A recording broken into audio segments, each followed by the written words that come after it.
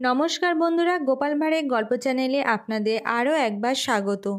আমি প্রমীলা চলে এসেছি আজকে আপনাদের জন্য গোপাল ভাঁড়ের একটি নতুন গল্প নিয়ে। গল্পটির নাম কান টানলে মাথা আসে। তাহলে চলুন শুরু করি আজকের গল্প। একদিন গোপাল বারান্দায় বসে তামাক খাচ্ছিল। সেই সময় পাঠশালা থেকে পণ্ডিত মশাই এলেন গোপালের ছেলের বিরুদ্ধে নালিশ নিয়ে।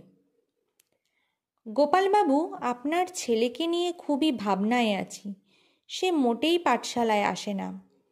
শুনেছি সে পাঠশালার নাম করে বিভিন্ন জায়গায় ঘুরে বেড়ায়। মনে হচ্ছে কাজের চাপে আপনিও ছেলের খোঁজখবর ঠিকমতো নিতে পারেন না। সব কিছু দেখে আমার মনে হচ্ছে আপনার ছেলের পড়ালেখায় একদম মাথা নেই। গোপাল তখন তামাক খেতে খেতে বলল, ছেলেটাকে নিয়ে আমি চিন্তিত পণ্ডিত মশাই। ও তো আমারই ছেলে, ওকে তো মানুষ করতেই হবে। আচ্ছা পণ্ডিত মশাই, ও যদি কাল থেকে পাঠশালায় যায় তবে খুব করে ওর কান ধরে টানবেন, তাহলেই আপনার কাজ হয়ে যাবে।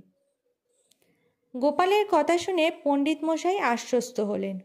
তিনি হেসে বললেন, আপনি আসলেই একজন জ্ঞানী মানুষ। আসল জায়গাতেই ঘা দিয়েছেন।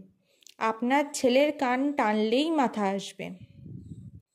তো বন্ধুরা, এই ছিল আজকে আমাদের গোপাল ভাঁড়ের একটি গল্প, কান টানলে মাথা আসে। গল্পটি যদি আপনাদের ভালো লেগে থাকে অবশ্যই লাইক, শেয়ার, কমেন্ট করবেন এবং চ্যানেলে যদি নতুন হয়ে থাকেন চ্যানেলটিকে সাবস্ক্রাইব করে আমার পাশে থাকবেন। ফিরে আসবো খুব তাড়াতাড়ি নতুন একটি গল্পের সাথে। ধন্যবাদ।